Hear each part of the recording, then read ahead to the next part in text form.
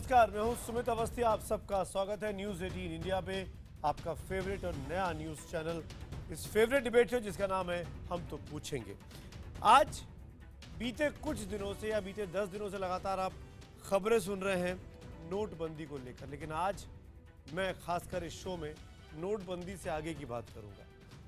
सारे हिंदुस्तान में नोटबंदी हो या ना हो, इस पर बहस चल रही है और इसका फायदा उठाकर अपना पड़ोसी मुल्क पाकिस्तान एक बहुत बड़ा अपनी रणनीति में सामरिक बदलाव कर रहा है, जिस पर नजर रहनी हम तमाम हिंदुस्तानियों की और हमारे एस्टेब्लिशमेंट की बहुत जरूरी है। पाकिस्तान ने न सिर्फ क्रॉस बॉर्डर फायरिंग बीते दिनों बढ़ाई है, कल रात भी काफी देर तक फायरिंग हुई जम्मू के पास। इन सब के बीच पाकिस्तान ने एक और नया शगुफा छेड़ा है। 9 तारीख को अमेरिका के नए राष्ट्रपति चुने जाते हैं डोनाल्ड ट्रंप। 9 तारीख को ही भारत में नोटबंदी आती है। 9 तारीख से ही पाकिस्तान की विदेश नीति में आमूल चूल परिवर्तन की संकेत मिल रहे हैं। वो पाकिस्तान जो आज तक कभी नहीं मानता था कि भारत उसकी तरफ आगे किसी को भी मार पाने में या नुकसान कर पाने में सफल हो रहा है, वो पाकिस्तान आज चिल्ला कर कह रहा है कि भारत की तरफ से जो शेलिंग हो रही है, जो क्रॉस बॉर्डर फायरिंग हो रही है, बार बार वायलेशन हो रहा है इंटरनेशनल ट्रीटीज का, और इसमें पाकिस्तान ने लेटेस्ट 2 दिन पहले ये माना कि 7 पाकिस्तानी सैनिक मारे गए। वो पाकिस्तान जो 29 सितंबर की सर्जिकल स्ट्राइक को आज तक नहीं माना, उसको डिनायर करता रहा, लेकिन 9 नवंबर के बाद से पाकिस्तान की रणनीति में बदलाव आया। पाकिस्तान अपने आप को अंतर्राष्ट्रीय मानचित्र में विक्टिम के तौर पर प्रोजेक्ट कर रहा है। पाकिस्तान अंतर्राष्ट्रीय मानचित्र में और डोनाल्ड ट्रंप के इस नए उदय होने वाले एरा में, युग में, ये साबित करने की कोशिश कर रहा है कि हिंदुस्तान पाकिस्तान पर ज्यादती करता है, पाकिस्तान नहीं। और ये सब इसलिए हो रहा है कि कश्मीर के मामले पर पाकिस्तान को अंतर्राष्ट्रीय मुल्कों से कोई समर्थन नहीं मिला, तो अब वो भारत की रणनीति को अपने ही तरीके से अपने फायदे के लिए इस्तेमाल कर रहा है। और ये सब कुछ हो रहा है 30 नवंबर के ठीक पहले। 30 नवंबर वो डेट जब पाकिस्तान के आर्मी चीफ राहिल शरीफ साहब का टर्म पूरा हो रहा है। आज 18 तारीख है, 12 दिन बाकी हैं और अब तक नए सेनाध्यक्ष के नाम की घोषणा नहीं हुई है। नवाज शरीफ भी सोच समझ के पासे चल रहे हैं, राहिल शरीफ भी अपने एक्सटेंशन चाहते हैं और सिविल सत्ता में अपनी भागीदारी चाहते हैं। इन तमाम मसलों को लेकर पाकिस्तान पर नजर रखनी बहुत जरूरी है, इसीलिए हम पाक बंदी की बात कर रहे हैं। पाकिस्तान से नजर नहीं हटनी चाहिए हम तमाम हिंदुस्तानियों की। पहले दिन भर का घटनाक्रम और फिर उसी पर बड़ी एक चर्चा, जिसमें हिंदुस्तानी मेहमान भी हैं और पाकिस्तानी मेहमान भी मेरे साथ हैं। हम तो पूछेंगे में अगले 1 घंटे बड़ी बहस हुई नोटबंदी, अब करो पाक बंदी। The Taliban, Haqqani network, ISIS, Al-Qaeda and its designated affiliates such as the Lashkar-e-Toiba and Jaish-e-Mohammed have not been deterred, as is reflected in the upward trend in the toll of casualties. The United Nations must do more to send the right message. संयुक्त राष्ट्र में भारत के स्थायी दूत सैयद अकबरुद्दीन ने उन देशों की तरफ से एक खरी बात कही जो आतंकवाद से पीड़ित हैं। वो संयुक्त राष्ट्र से उन देशों का रोष व्यक्त कर रहे थे जो आतंकवाद से पीड़ित हैं और सुरक्षा परिषद के सदस्य उनकी तरफ से आंखें मूंदे बैठे हैं। चीन ने तो भारत के दुश्मन पाकिस्तानी आतंकी मसूद अजहर और उसके संगठन जैश ए मोहम्मद को बचाने में हर तकनीकी अड़चन लगाई। अब जल्द ही चीन को संयुक्त राष्ट्र को ये बताना होगा कि मसूद अजहर आतंकवादी है या नहीं, इस पर वो क्या सोचता है। चीन क्या करेगा ये अभी कोई नहीं कह सकता, लेकिन फिलहाल भारत संयुक्त राष्ट्र को यही समझाने की कोशिश कर रहा था कि चीन जैसे देशों का रुख और मसूद अजहर जैसे लोग मानवता के लिए खतरा हैं। जिस प्रकार से यूनाइटेड नेशंस के अंदर जिस प्रकार से वहाँ लॉबी बनती हैं और जिस प्रकार से वहाँ कुछ देशों के पास जिनके पास वीटो पावर है, जिस प्रकार से अपनी वीटो पावर का वो गैर इस्तेमाल करते हैं। आतंकवादी जो व्यवस्थाएं बढ़ती जा रही हैं, उनमें जो भी उसमें शामिल है, उनके खिलाफ सभी देशों को एकजुट करने का पूरा प्रयास करना चाहिए। अपने देश को आतंक की उपजाऊ जमीन बना चुका पाकिस्तान संयुक्त राष्ट्र में लगातार कश्मीर राग रोता है। संयुक्त राष्ट्र में पाकिस्तान की दूत मलिहा लोधी शिकायत कर रही थी कि भारत 13 साल में पहली बार सीमा पर इतना उग्र हुआ है। वो लगातार सीज फायर का उल्लंघन कर रहा है, उसके नागरिकों की मौत हो रही है। लेकिन सच्चाई यह है कि इस मामले में भी भारत पाकिस्तान के नकारात्मक रुख का शिकार है। सीमा पर पाकिस्तान की तरफ से लगातार फायरिंग हो रही है। पाकिस्तान 29 सितंबर से 12 नवंबर तक 286 सीज फायर उल्लंघन कर चुका है। गुरुवार को भी जम्मू कश्मीर के राजौरी इलाके में पाकिस्तान ने भारी गोलाबारी की।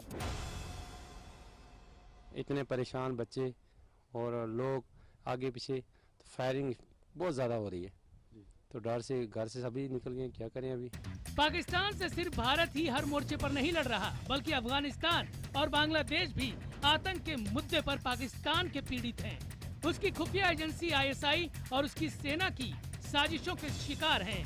सवाल यह है कि आखिर संयुक्त राष्ट्र इस तरफ से आंखें क्यों मूंदे है? हम तो पूछेंगे में आज का बड़ा सवाल, क्या पाकिस्तान को आतंकी राष्ट्र घोषित करे संयुक्त राष्ट्र?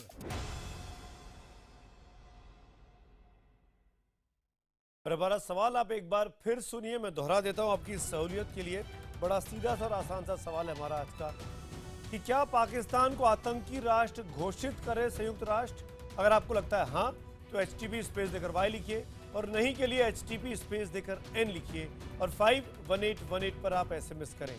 #HTP रोज की तरह, और साथ साथ #पाक पर प्रहार के जरिए भी आप अपनी राय साझा कर सकते हैं हमारे साथ, हमारे ट्विटर हैंडल @News18 इंडिया पर, और हमारे फेसबुक पेज पर News18 इंड के नाम पर जाकर आप अपने सुझाव, सवाल और राय हमको भेज सकते हैं। मेहमानों का परिचय कराऊंगा इस डिबेट में, जो मेरे साथ बड़ा पैनल भारत से और पाकिस्तान से जुड़ रहा है। सबसे पहले हमारे साथ विवेक काटजू जी हैं, जो गुड़गांव से मेरे साथ जुड़ रहे हैं, फॉर्मर सेक्रेटरी रह चुके विदेश मंत्रालय के। काटजू साहब, स्वागत है आपका। मेरे साथ कोमोडोर जीजे सिंह जुड़ रहे हैं, जो प्रेसिडेंट है एक्स सर्विसमैन लीग के भी, और इस वक्त बेंगलुरु से मेरे साथ हैं। आपका भी वेलकम है।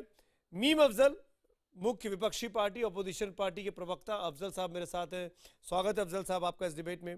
और Zafar Islam, Bharatiya Janata party ruling party के स्पोक्स पर्सन, आपका भी स्वागत है। आप सबके साथ साथ हमारे साथ दो खास मेहमान पाकिस्तान से भी जुड़ रहे हैं, उनका परिचय भी मैं आपको करा देता हूं।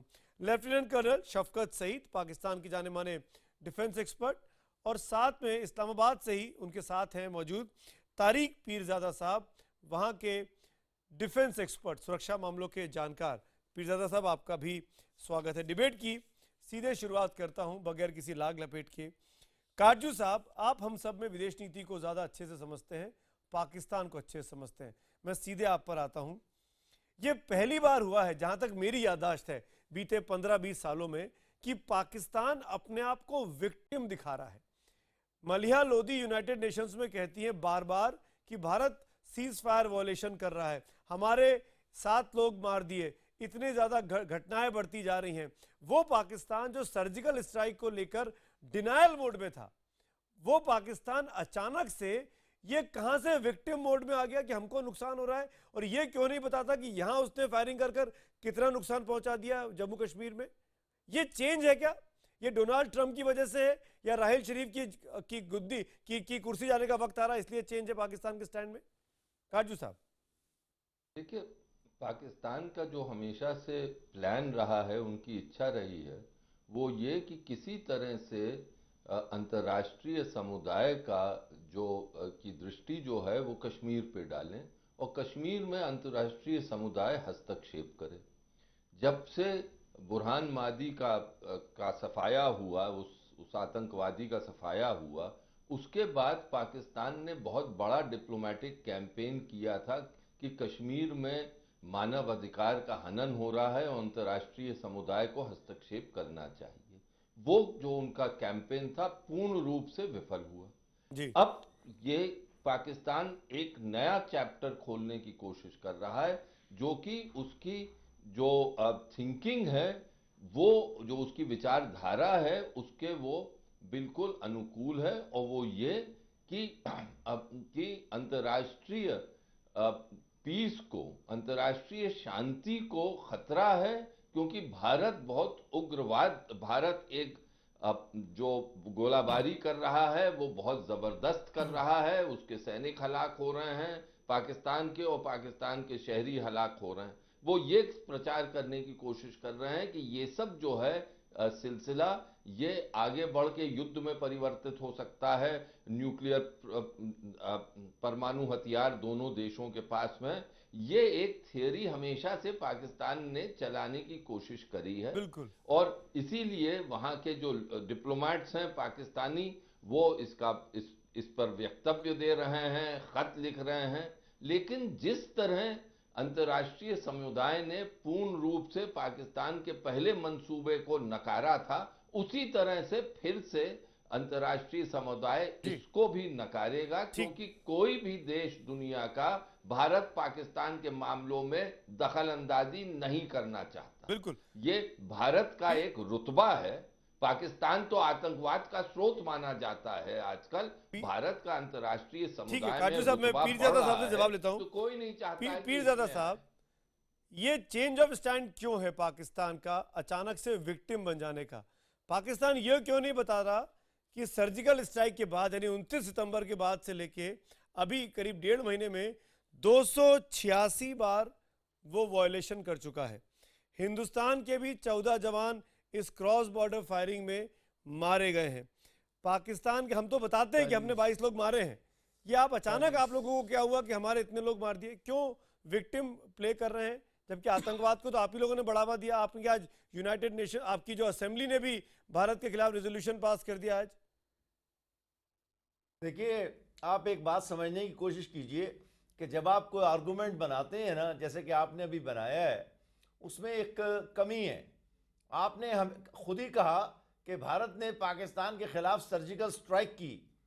इसका मतलब हुआ कि जिसके खिलाफ हमला होता है वो मजलूमी, वो उसे क्या कहते हैं, विक्टिम ही होता है। तो आप मान रहे हैं पाकिस्तान इस वक्त, तो आप मान रहे हैं सर्जिकल स्ट्राइक हुई थी पीरजादा साहब? Are you accepting this on a national channel? Are you accepting this? आप कह रहे हैं नहीं, आप बताइए ना। आप अगर डिनाई कर रहे हैं कि ये नहीं हुआ, फिर आप क्यों कर रहे हैं? सुन रहे आप अरे पीरजादा साहब, I am taking a point out of your statement only. या तो सर्जिकल स्ट्राइक हुई मान लीजिए, फिर आप हम पे मारिए आके, हम आपको मारेंगे। और अगर सर्जिकल स्ट्राइक नहीं हुई तब कैसे आप ये कह सकते हैं? पहले बात सुन लीजिए जरा, और सुन लीजिए मेरी, मैंने कोई लड़ाई नहीं आपसे करनी। मैं आप पर सर्जिकल स्ट्राइक नहीं कर रहा हूं, मैं ये कह रहा हूं कर चुके हैं कि आपका कहना है, मैंने कहा कि आपका कहना है कर सकें। यार बात तो करने देना, ये क्या बात हुई? देखें, आपने अभी ये कहा, फरमाया, बल्कि मैं अदब से अगर बात करूं कि भारत ने पाकिस्तान के खिलाफ सर्जिकल स्ट्राइक की, मैंने कहा कि अगर आपकी बात मान ली जाए, अगर, तो उसका मतलब तो बिल्कुल यही है कि पाकिस्तान विक्टिम है और उसके खिलाप ज्यादती हुई है। अरे तो पहले अपनी दलील को जरा ठीक तरीके से तैयार किया कीजिए। आप अगर लगा के बच नहीं सकते हैं। आई एम सॉरी, मैं वापस इंटरवीन कर रहा हूं। या तो किया या नहीं किया, एक्सेप्ट कर लीजिए आप। अच्छा, मान लीजिए कि हमने किया, हम तो बोल रहे हैं हमने किया, एक मिनट, हम तो बता रहे हैं कि कितने लोग मारे, आप मानिए ना। स्ट्राइक्स करते हैं लेकिन सर्जिकल नहीं। अब मेरी बात तो सुन लीजिए, मैं जरा सी दूसरी बात, जो इस सवाल का दूसरा हिस्सा है, बाकी रही ये बात। आपको याद है कि मोदी साहब जब पहली बार जम्मू और कश्मीर में गए थे, तो उन्होंने एक बात कही थी, शायद वो किसी ब्रीफिंग का नतीजा था, कि पाकिस्तान कन्वेंशनल वॉर में भारत से जंग नहीं, कन्वेंशनल हथियारों के मैदान में भारत से जंग नहीं कर सकता। तो आपने अभी खुद ही मान लिया कि आपके पता नहीं 22 जवान के 14 जवान के 40 जवान मारे गए हैं। तो आप उस गलतफहमी को निकाल दीजिए कि अगर कन्वेंशनल जंग हुई तो उसमें पाकिस्तान। पीरजादा साहब, मैं आपको दो चीजें बहुत क्लियर कर दूं। ये जानना आपके लिए भी और हिंदुस्तान के मेरे अपने व्यूवर्स के लिए, और पाकिस्तान में जो लोग इस चैनल को देखते हैं इंटरनेट पे जाकर, उनके लिए बहुत जरूरी है। हिंदुस्तान ने कभी डिनायल नहीं किया कि हमारे कितने लोग मारे गए, क्योंकि हमारे यहाँ बॉडीज घर जाती हैं, उनको लास्ट राइट्स दिए जाते हैं, उनको पूरा सम्मान दिया जाता है, रेस्पेक्ट दिया जाता है।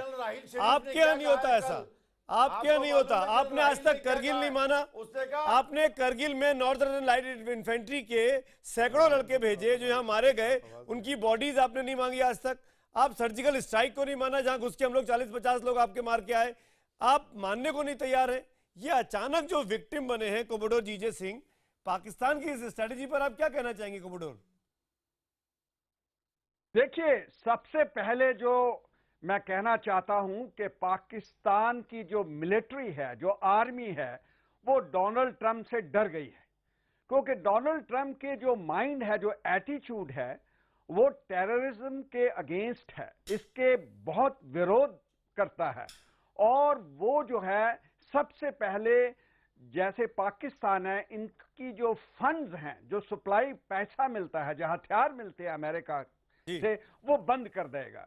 और इस वजह से, ये डर की वजह से, वो जो एक डिनायल मोड था उसको छोड़कर विक्टिम मोड में आ गए हैं, ताकि वो डोनाल्ड ट्रंप और उसकी जो एडमिनिस्ट्रेशन है उसकी अच्छी नजर में आ जाए, गुड बुक्स में आ जाए। तो एक तो ये पहले हमको समझना चाहिए, क्योंकि ये जो उनका माइंड सेट है डोनाल्ड ट्रंप का, वो बिल्कुल अलग है। वो इस्लाम को, जहाँ मिडिल ईस्ट की जो कंट्रीज, इस्लामिक कंट्रीज है, इसको कोई ज्यादा इंपॉर्टेंस नहीं देता और वो समझता नहीं है। बिल्कुल, और पाकिस्तान के अंदर पैनिक है। जब वो पावर में आता है, commodore with your permission only, commodore with your permission only, मैं कर्नल शफकत सईद से पूछना चाहूंगा, पाकिस्तान जैसे तमाम इस्लामिक मुल्कों में ये पैनिक है कि डोनाल्ड ट्रंप की रिजीम शुरू होने के बाद क्या होने वाला है, शफकत सईद साहब?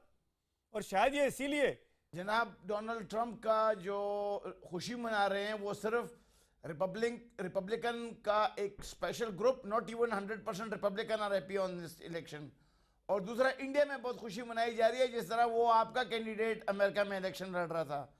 बाकी आपने सुना होगा कि इंडिया में कितना बड़ा हैशटैग नॉट आवर प्रेसिडेंट को आप जरा क्लिक करके देखें तो आपको पता लग जाएगा कि अमेरिकन क्या समझते हैं डोनाल्ड ट्रंप को। सारी दुनिया के बारे में बताइए, आपको ट्रंप के बारे में क्या सोच रहे हैं। और आप अरे जनाब, अपने बारे में बताइए ना, आप क्या सोच रहे हैं ट्रंप के बारे में? आपके मुल्क में कैसा पैनिक है? आप जहां बैठे हैं वहां के बारे में बात करिए ना, सारी दुनिया के बारे में आप बात करेंगे, आप अपनी पर्सनैलिटी पे बात नहीं करते शफकत सईद साहब।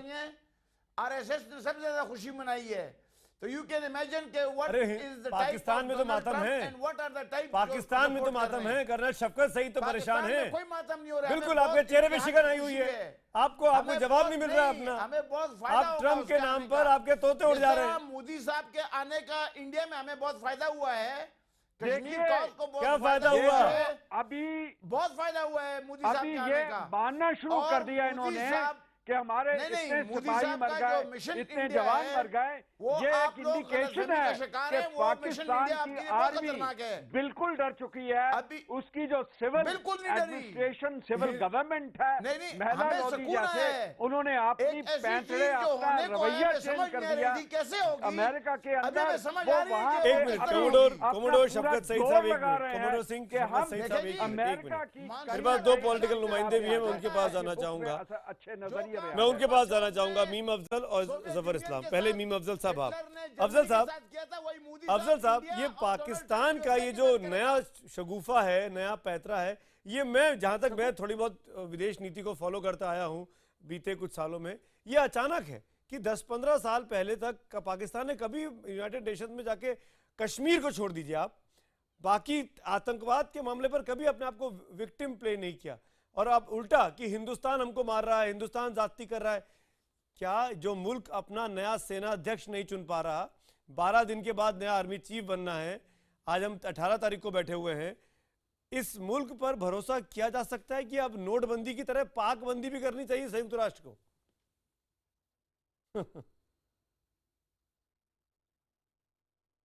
देखिए, संयुक्त राष्ट्र क्या करेगा उसका काफ़ी इन्हिसार अमेरिका के ऊपर है। डोनाल्ड ट्रंप से बहुत सारे लोगों को हमारे यहाँ भी बड़ी उम्मीदें हैं, पाकिस्तान में काफ़ी खौफ नज़र आता है, लेकिन मुझे नहीं लगता कि हमारे फ़ायदे के लिए या पाकिस्तान के नुकसान के लिए, या नुकसान पाकिस्तान के फ़ायदे के लिए या हमारे नुकसान के लिए डोनाल्ड ट्रंप जो है वो फ्री है, बिल्कुल नहीं है। वो अपना पहला फ़ायदा देखेंगे बिल्कुल। और जो हमारे दोस्त पाकिस्तान से बैठे हुए हैं उनको मैं सिर्फ एक ही बात कहूँगा कि अपने आवाम की गाड़ी कमाई का पैसा वो अमेरिका से हथियार ख़रीदने में ख़र्च करते हैं। उनका सबसे बड़ा सप्लायर अमेरिका है। अब डोनाल्ड ट्रंप नहीं है अमेरिका। उनको सप्लाई करेंगे या नहीं करेंगे, इस पर उन्हें तवज्जो देनी चाहिए कि उसका क्या होने वाला है। मैं दूसरी बात ये कहूँगा कि जो आपने आज जो इशू उठाया है, तो हमारे पाकिस्तानी जो भाई बैठे हुए हैं दोनों, कर्नल शफकत साहब भी और तारिक पीरज़ादा साहब भी, उनकी जानकारी के लिए, उनकी इत्तला के लिए मैं बताऊं कि आज पार्लियामेंट में हमारी, इसके बावजूद कि यहाँ काफ़ी हंगामा है, एक प्राइवेट मेंबर बिल पेश हुआ है जो हमारे यहाँ चंद्रशेखर साहब हैं पार्लियामेंट के मेंबर, उन्होंने पेश किया है और उन्होंने दावा किया है कि इस बिल के ज़रिए पाकिस्तान को एक टेररिस्ट स्टेट घोषित करना चाहिए पार्लियामेंट को। यानी दहशतगर्द मुल्क डिक्लेयर करने की बात यहाँ भारत में पार्लियामेंट में आज हुई है। बिल वो जो है उन्होंने इंट्रोड्यूस किया है, आगे उस पर बहस होगी और हमारे यहाँ बहस जब होती है तो बड़ी खुल कर के होती है। उसमें कोई ज़रूरी नहीं है कि हम जो बात कह रहे हैं या जो प्राइवेट मेंबर कह रहा है उसको हम एक्सेप्ट कर लेंगे या उसको कर लेंगे, लेकिन हमारे यहाँ एक बिल्कुल डेमोक्रेसी है और हमारे यहाँ ये ऐसा नहीं है कि हमारे यहाँ प्राइम मिनिस्टर को भी फौज गाइड करती हो, ISI गाइड करती हो और उससे डर करके काम करती हो। ये बात बिल्कुल सही है। मैं आपको यहाँ करेक्ट करूँगा, अपनी तरफ से भी करेक्ट करूँगा कि ऐसा नहीं है कि पाकिस्तान ने पहले ऐसा कभी शोर नहीं मचाया कि हमारे लोगों को मार दिया। लेकिन एक बात जो मलिहा लोधी साहिबा ने कही है अपने ख़त में, जो उन्होंने लिखा है, उन्होंने एक स्पेशल वेपन का जिक्र किया है कि वो कभी पहले इस्तेमाल नहीं हुआ और वो बड़ी बेदर्दी के साथ या बहुत फराग दिली के साथ भारत जो है पाकिस्तान के ख़िलाफ़ इस्तेमाल कर रहा है। उन्होंने ये भी बताया कि 26 लोग उसमें सिविलियंस मारे गए हैं और ये भी कहा है कि 107 लोग ज़ख्मी हुए हैं। लेकिन जो लोग मारे गए हैं उसमें फ़ौजी हैं या नहीं है मुझे नहीं मालूम, लेकिन मैं उनको ये बताना चाहता हूँ कि हमारे यहाँ जब आप कभी कभी दावा करते हैं आपने ऐसा कर दिया वैसा कर दिया, तो हमारे यहाँ बात सही है कि एक भी आदमी कोई मारा जाता है, ख़ास तौर पे फ़ौजी, उसका बाकायदा स्टेट फ्यूनरल होता है, उसको बाकायदा सलामी दी जाती है, उसके गांव तक लोग जाते हैं और उसको पूरी गवर्नमेंट की तरह से कहना चाहिए कि उसको खिराज अकीदत पेश किया जाता है। अफजल साहब, मैं जानता हूँ आपकी बातों से पाकिस्तानी मेहमानों को दिक्कत हो रही है, मैं तकलीफ नहीं कर रहा हूँ, जिन्होंने सर्जिकल स्ट्राइक के बाद मारे गए 40-50 लोगों को ऐसे ही दफना दिया। स्टेट ऑनर तो देने की बात दूर, उनके नाम तक नहीं बताए, उनको सम्मान देने की बात तो बहुत दूर। जफर इस्लाम, हिम्मत को दाद देता हूँ। अफजल साहब एक मिनट में जफर इस्लाम से लेता हूँ, को दाद देता हूँ। जफर इस्लाम से एक सवाल ले लो अफजल साहब। बस एक जुमला जी, मैं आप दोनों हजरात की हिम्मत को दाद देता हूँ कि इतने डिफेंसिव पोजीशन में भी आप इंडियन टेलीविजन पर आकर बैठते हैं और हमारे साथ बहस करते हैं। इसके लिए मैं आपका शुक्रिया अदा करता हूँ। जफर इस्लाम, मैं जानता हूँ ये सवाल मुझे पाकिस्तानी मेहमानों से पूछना चाहिए, असल बात तो करनी, लेकिन मैं आपसे इसलिए पूछ रहा हूँ ताकि पाकिस्तानी मेहमानों तक ये आवाज है। जफर इस्लाम, आप सुन पा रहे हैं ना मुझको? मैं सीधे तौर पर आपसे ये पूछना चाह रहा हूँ जफर इस्लाम। हाँ, सुन रहा हूँ।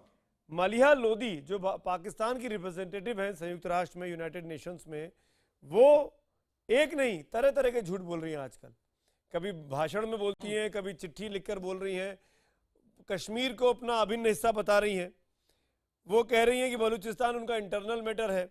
वो ये कहती हैं कि यूनाइटेड नेशंस के चार्टर का भारत उल्लंघन करता है।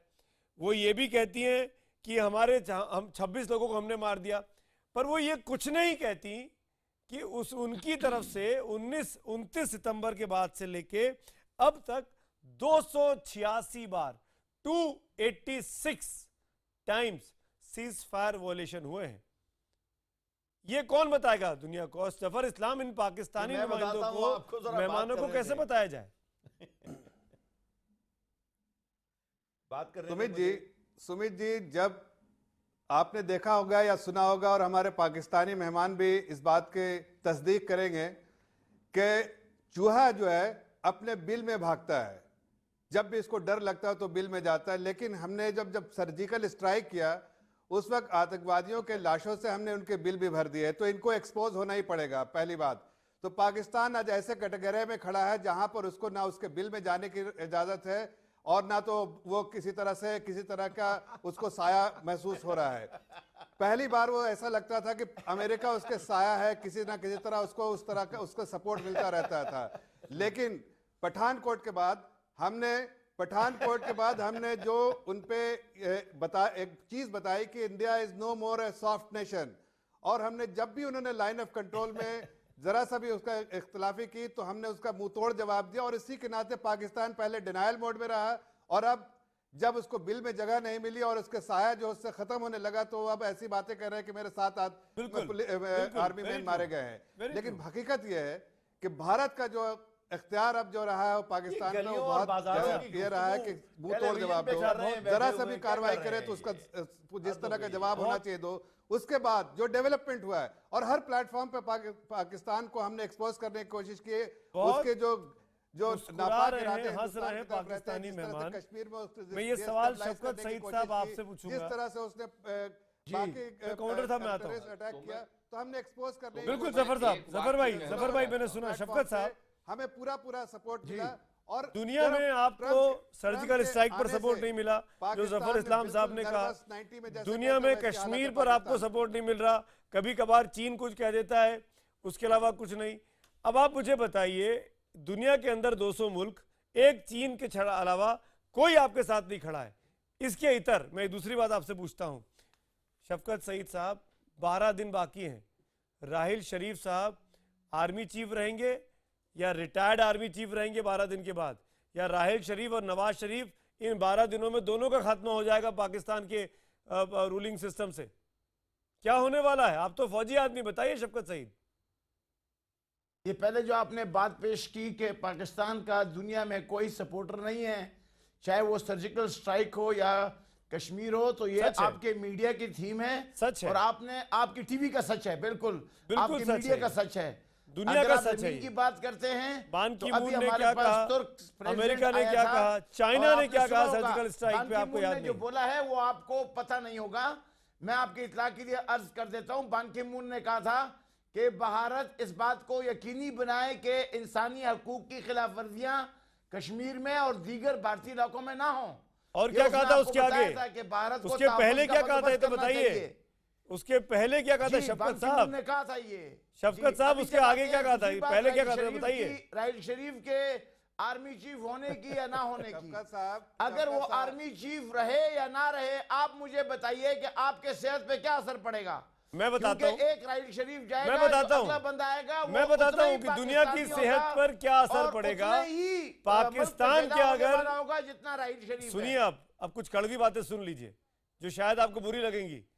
पाकिस्तान के एस्टेब्लिशमेंट में अगर हलचल होती है तो दुनिया को दिक्कत होती है, क्योंकि आपके यहाँ वो लोग हैं पीरजादा साहब जो ओसामा बिन लादेन को एबटाबाद में रखते हैं, सालों तक उसको पालते हैं, उसको पोसते हैं, अपने डिफेंस एस्टेब्लिशमेंट में रहते हैं।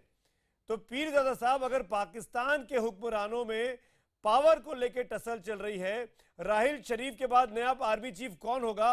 12 दिन ये दिखाता है, केवल 12 दिन बचे हैं, आपको पता ही नहीं है। ये दिखाता है कि आपके मुल्क में किस हद तक लापरवाही है, किस हद तक फेल्ड स्टेट है, कोई एस्टेब्लिशमेंट नहीं है, कोई प्लानिंग नहीं है। नवाज शरीफ साहब अपनी कुर्सी बचाने में लगे पनामा के चक्कर में, और राहिल शरीफ साहब अपनी कुर्सी पे बैठे रहने के चक्कर में लगे।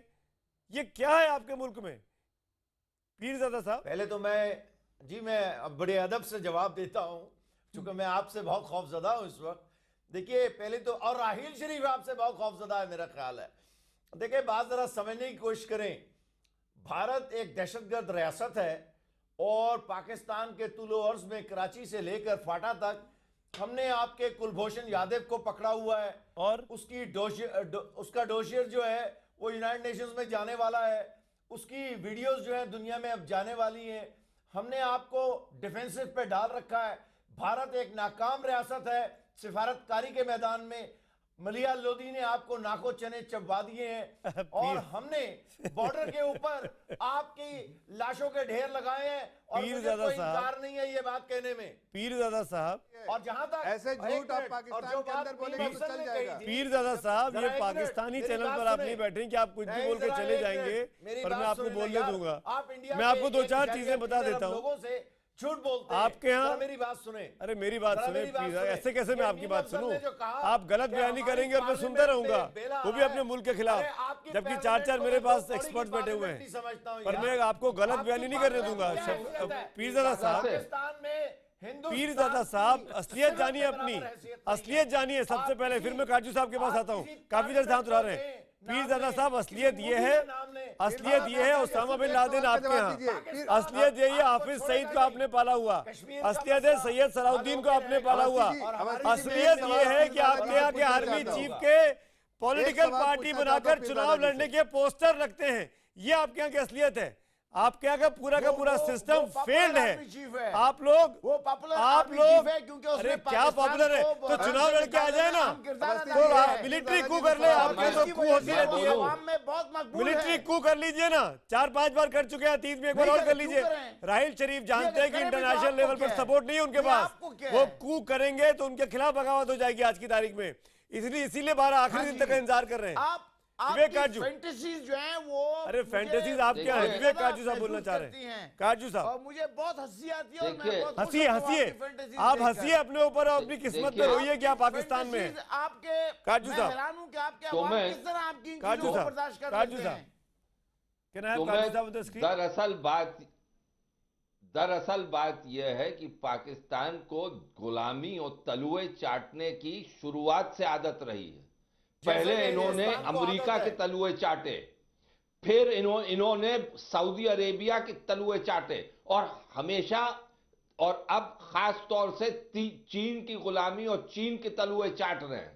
इनको आदत है। इस देश से और क्या उम्मीद की जा सकती है जो तलुए चाटता है, अभी चाटने वाले मिले अमेरिका को। अभी अरे आप करिए, तलुए चाटने की आदत है, चाटिए जितना चाटना है चाटिए। चाटने वाले आए हैं, आपको तो आदत है ये पीरजादा साहब, आप लोग हैं क्या? हैसियत क्या है आपकी? अरे आपकी ऐसी हैसियत क्या है? अरे आपका अपना साथी मुल्क, दोस्त मुल्क यूएई आपके साथ नहीं है, सॉवरेन है आप। मैं आपको सऊदी बताता हूं अरेबिया और जो वहाँ के जो शयूख हैं उनको खुली इजाजत देते थे कि वो जो चाहे पाकिस्तान में करें। सबको मालूम है, आपको भी मालूम है। मिट्टी का मुल्क बना के रख दिया है। आपकी 2 पैसे की हैसियत नहीं है पीरजादा साहब, के अंदर। पीरजादा साहब, अरे पीरजादा साहब तमीज से बात करिए, पहली बात तमीज से बात करिए। अक्सर कहा जाता है, जफर इस्लाम कुछ कह रहे हैं, सुनिए, अपने से बड़ों की बात सुननी चाहिए। सुनिए जफर इस्लाम, बताइए 70 साल पहले हमारा हिस्सा थे ये लोग, आज हमको आगे दिखा रहे हैं, बताइए जफर इस्लाम। आपकी हैसियत ऐसी है तारिक पीरजादा जी, आपकी हैसियत ऐसी है। शफकत साहब, तारिक बड़े एहतराम से कह रहा हूँ, लेकिन आपकी हकीकत बयान कर रहा हूं। उर्दू में कहावत है, कुत्ता न घर का न घाट का। आपकी हैसियत ऐसी है, पाकिस्तान छोड़ा, पाकिस्तान को पहले सऊदी ने छोड़ा, अब अमेरिका छोड़ रहा है, अब आप चीन के गोद में जा रहे हैं। लेकिन जब कुत्ता न घर का होता है न घाट का होता है, उसकी हैसियत ऐसी होती है जैसे आज पाकिस्तान की है।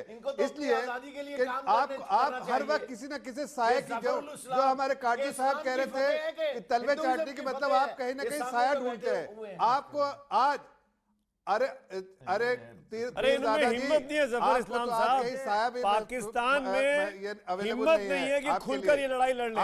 ये ऐसे ही प्रॉक्सी वॉर करते रहेंगे, ऐसे ही पीठ पर हमले करते रहेंगे, पूरे दुनिया में और हर जगह एक्सपोज होते रहेंगे। हरकतों से पूरे दुनिया में एक्सपोज किया पाकिस्तान को, और अब आप सोचते हैं कि लोगों का आपको सपोर्ट मिले।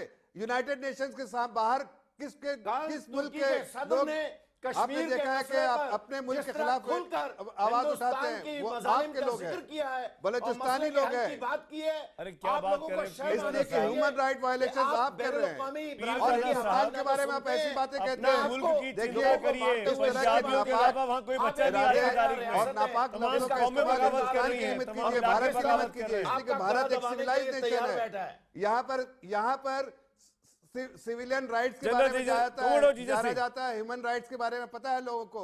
देखिए जो कर रहे हैं, जफर साहब एक मिनट, कोमोडोर दीजिए, एक मिनट, तारिक पीरजादा प्लीज मेरा सवाल कोमोडोर जीजे सिंह से है। Commodore can I let me ask your question. मैं आपसे एक सवाल पूछता हूं, उसका जवाब दीजिए ताकि पाकिस्तानी मेहमानों को भी पता लगे। मैं ये जानना चाहता हूं, पाकिस्तान को, ये हम सब जानते हैं कि पाकिस्तान की जो ISI है वो इन तमाम दहशतगर्दों को पनाह देती है और हिंदुस्तान के खिलाफ उकसाने में, लड़ाने में मजा आता है उसको, उसी में उनका बिजनेस चलता है, धंधा चलता है, रिश्वतखोरी चलती है। लेकिन मैं ये आपसे पूछना चाहूंगा कमोडोर जीजे सिंह, क्या पाकिस्तान का पॉलिटिकल एस्टेब्लिशमेंट कभी भी आर्मी एस्टेब्लिशमेंट से अलग हो सकता है? क्या ये कभी हो सकता है कि पाकिस्तान का अपना चुना हुआ प्रधानमंत्री वहां के आर्मी चीफ को नजरों को नीचे से को हुक्म दे सके? क्या ये संभव है? नहीं, ये बिल्कुल संभव नहीं है, क्योंकि अगर आप इनके इतिहास को देखें, 670 ईयर्स के अंदर 47 से लेकर पाकिस्तान के अंदर जो डेमोक्रेसी हुई है, जो सिविलियन रूल हुआ है, वो सिर्फ 10 या 15 साल हुआ है। बिल्कुल। बाकी 50 ईयर्स जो है वो सारा का सारा मिलिट्री का हुआ है। अच्छा, दूसरी बात ये है जो आपने कहा कि आईएसआई उकसाती है, ये देखिए हमारे देश के अंदर कश्मीर या दूसरे स्टेटों के अंदर नहीं उकसाती, ये बाहर भी उकसाती है। मैं अभी इसको एक महिला लोधी जो कह रहे थे अभी हमारे गेस्ट के, उन्होंने हिंदुस्तान के चने चबा दिए, उसका जवाब साथ में लगाना चाहता हूं, देना चाहता हूं कि देखिए ये जो पाकिस्तान की जिसे टेररिज्म का फुटप्रिंट कहते हैं, उसकी जो छाप होती है, वो कैलिफोर्निया में दिखाई दी, वो जिदा में दिखाई दी, वो बांग्लादेश में दिखाई दी, अफगानिस्तान के अंदर रोज दिखाई देती है, इंडिया के अंदर तो दिखती है। ये सब चीजें जो है रिकॉर्ड में आ जाती हैं। अभी महिला जो लोधी है वो जो यूएनओ की परमानेंट रिप्रेजेंटेटिव है पाकिस्तान की, एक लिबरल मुस्लिम है, वो एक सोशलाइट है, उनके कनेक्शन अच्छे हैं उधर वाशिंगटन के अंदर, ये मैं मानता हूं। और मगर उनको ये प्रॉब्लम आती है कि वो ये इनके जो कारनामे हैं, ये जो करतूतें हैं आईएसआई मिलिट्री की, इसको कैसे पर्दा डालें, इसको कैसे छुपा नहीं सकती, क्योंकि पर्दा नहीं डाल सकती इसके ऊपर। तो खुलकर चने चुबाने की ये जो बात कर रहे हैं, नेटवर्क कर रहे हैं, अल-कायदा, लश्कर-ए-तैयबा, सबके डायरेक्ट रिलेशन में पाकिस्तान के साथ, सारे के सारी लीडरशिप पाकिस्तान के अंदर, सब लोग खुले में घूम रहे हैं। हाफिज सईद सलाहुद्दीन जैसे लोग, मसूद अजहर जैसे लोग, जिनको लोग पनाह देकर रखे हुए हैं। और मेरे को आश्चर्य इस बात पे होता है, मीम अफजल साहब, मैं सवाल आपसे पूछ रहा हूं कि पाकिस्तान के 70 साल के इतिहास में ज्यादातर वक्त वहां पर मिलिट्री रूलिंग रही, उसके बावजूद भी तारिक पीरजादा जैसे लोग वो मुस्कुराते हैं, वो हंसते हैं, उनको शर्म नहीं आती इस चीज पर कि हमारा दुनिया में मजाक बनता है कि हम एक डेमोक्रेसी नहीं है। तारिक पीरजादा को मुस्कुराहट आती है, हंसी आती है, गर्व महसूस होता है एक मिलिट्री रूलिंग के अंदर रहने में। मीम अफजल साहब जवाब देंगे, अपोजिशन के लीडर है, सुनिए कि क्या होती है डेमोक्रेसी। मीम अफजल साहब, कश्मीर की सरहद पर और लाइन ऑफ कंट्रोल पर बमबारी करते हुए शर्म नहीं आती? पीरजादा साहब, किरदार तो है, पीरजादा साहब, पीरजादा साहब का वॉल्यूम कुछ कम कर दिया जाए, मीम अफजल साहब का वॉल्यूम ऊपर किया जाए, क्योंकि अफजल साहब से मेरे सवाल पूछे। सुमित जी बोलिए। मैं सुमित जी तारिक पीरजादा साहब कोई नई बात नहीं कर रहे हैं। जमहूरियत में उनकी ट्रेनिंग ही नहीं हुई, वो जानते ही नहीं जमहूरियत क्या है, इसीलिए वो हिंदुस्तान की डेमोक्रेसी और पार्लियामेंट को कह रहे थे कि मैं उसको कुछ नहीं समझता। आपके कुछ ना समझने से क्या होता है? बहुत सारे दावे अभी आप कर रहे थे, मलिया लोधी के बारे में कहते हुए उन्होंने नाको चने चबवा दिए हमको। आपको एक शेर सुनाता हूँ, उर्दू तो आपको आती है। कह रहा है मौज दरिया से समंदर का सुकूत, जिसमें जितना ज़र्फ है उतना ही वो खामोश है। समंदर और दरिया का कोई मुकाबला नहीं है, आप एक दरिया है, आके आपको समंदर में गिरना है। समंदर आप में जाके नहीं गिरेगा। सुन लीजिए, ये दरिया, मैंने कहा कि आपका ये कुआं है, कुआं। समंदर जो है ना, उसकी गहराई और गिराई अलग होती है, और दरिया की गहराई और गिराई अलग होती है। मीम अफजल साहब ने कहा दरिया है, एक्चुअली आप दरिया नहीं, कुआं है, गिरता है समंदर में ही, और कुआं के मेंढक की तरह आपका बिहेवियर है। आपने देखा ही नहीं पाकिस्तान में बात का जवाब दे रहा हूं। फैला रहे हैं, अब जिस तरह का जवाब आपको मिल रहा है उससे आप बौखलाए भी दिख रहे हैं। कश्मीर के मीम अफजल साहब अपनी बात पूरी करिए, 30 सेकंड। अफजल साहब, मैं अफजल साहब बोल रहे हैं, तारिक पीरजादा आऊंगा आपके पास। I will give you a chance to respond. Tariq Pirzada have respect. हमारे एंकर अगर आपसे सवाल कर ले तो आप पटली से उतर जाते हैं। मीम अफजल साहब कुछ बोल रहे हैं, तारिक पीरजादा हैव पेशेंस। मैं आपसे कह रहा हूं कि आप जो है एक सवाल सुन के आपे से बाहर हो जाते हैं। इतनी गहराई और गिराई आपके अंदर नहीं है। कि आप सवाल जो है सुनकर के उसका कायदे से जवाब दे सकें। इतने घबरा जाते हैं, इतने परेशान हो जाते हैं, इतना रिएक्ट करते हैं कि आप अपने आप को एक्सपोज नहीं करते। आप असल में पाकिस्तान को, अपने देश को बदनाम करने का काम करते हैं जब इस तरह की बात करते हैं। मुझे ये सब बताने की जरूरत नहीं है कि भारत कितना ताकतवर है और आप कितने कमजोर हैं, या आप कितने ताकतवर हैं, मैं एक सवाल है, सारी दुनिया उसको जानती है। एक सवाल में हमारे दोस्त ने कहा आपसे कि आपके साथ जी शफकत साहब प्लीज, काजू साहब, विवेक काजू ऑन द स्क्रीन। काजू साहब, इसके पहले कि मैं डिबेट को वाइंड अप करने के मूड में आऊं, एक चीज मैं आपसे जरूर जानना चाहूंगा। जब से अपने यहाँ ये डीमोनेटाइजेशन हुआ है, जिसको हम हिंदी में नोटबंदी बोल रहे हैं, 9 तारीख के बाद से लेके आज, इन 10 दिनों में बहुत तेजी से कश्मीर में जो पाक स्पॉन्सर्ड स्टोन पेल्टिंग चलती थी उसमें गिरावट आई है। और ये कहा जा रहा है एजेंसीज के द्वारा, सुरक्षा बलों के द्वारा, कि मेजर चेंज दिख रहा है। बहुत बड़ी घटनाएं इस 10 दिनों में ना के बराबर नोटिस की गई हैं वैली में। तो पाकिस्तान की रीढ़ की हड्डी तो यहां भी टूट चुकी है, पाकिस्तान तो यहां भी एक्सपोज हो चुका है। देखिए, ये तो दुनिया मानती है, वो साफ जाहिर है, आज से नहीं, सालों दर सालों से साफ जाहिर है कि पाकिस्तानी आतंकवाद फैला रहा है जम्मू कश्मीर राज्य में और भारत के अन्य हिस्सों में। तो जब हमने, और वो किसका जरिया लेता है, वो हर जरिया लेता है और रुपए पैसे का जरिया लेता है। तो जब से नोटबंदी हुई है तो उसका असर पड़ेगा पाकिस्तान से। वो काउंटरफीट करेंसी करता है। मैं आपको बताऊं सुमित जी, आज नेशनल टेलीविजन दहशतगर्दी करता है। मैं आज आपको बताता हूं, 20 साल हुए मुझे अफगानिस्तान में। इससे पहले अगर आप मेरी बात सुन रहे हैं, काजू साहब को बोलने दें। काजू साहब सुनने तो दे, काजू साहब अपनी बात पूरी करिए। आप काजू साहब अपनी बात तैयारी नहीं रहते। काजू साहब 30 सेकंड आप अपनी बात पूरी करिए। हुए, हाँ बस 20 साल हुए। 1996 में काबुल में मुझे एक वहां के एक बहुत बड़े हाकिम ने एक नोट दिया जो कि पाकिस्तान में काउंटरफीट हुआ, और मुझसे कहा कंटेनर भर के ये हिंदुस्तानी काउंटरफीट करेंसी हमें अफगानिस्तान में पकड़ में आई है और हमारे जरिए ये भेजना चाहते हैं हिंदुस्तान। तो आज से नहीं ये काउंटरफीटिंग कर रहे हैं, इसीलिए मैं आज कह रहा हूं कि ये जो नोटबंदी हुई है, ये सब इसने पाकिस्तान को बंदी बना दिया है। अब पाकिस्तान के और पाकिस्तान की एजेंसीज को समझ में नहीं आ रहा कि हिंदुस्तान में कैसे डिस्टर्बेंस पैदा की जाए। आपने कश्मीर में देखा होगा कितने बड़े पैमाने पर अंतर आया है। स्टोन पेल्टिंग की घटनाएं नहीं हुई हैं इन 10 दिनों में, लगभग ना के बराबर। तमाम मेहमानों का शुक्रिया।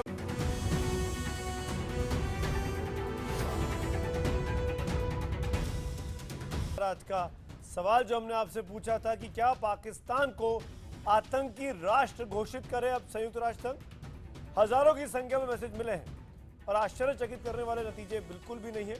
99% लोग हाँ में बोलते हैं कि हाँ, पाकिस्तान को आतंकी राष्ट्र घोषित करना चाहिए।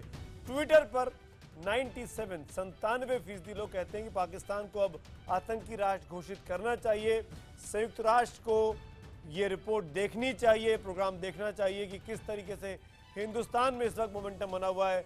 संयुक्त राष्ट्र की दोगली बातों से अब वक्त नहीं है। पाकिस्तान को आतंकिस्तान या आतंकी मुल्क घोषित करने में अब देरी नहीं होनी चाहिए। इसी नोट पर आज मेरे साथ इस शुक्रवार की शाम को इतना ही। Good night.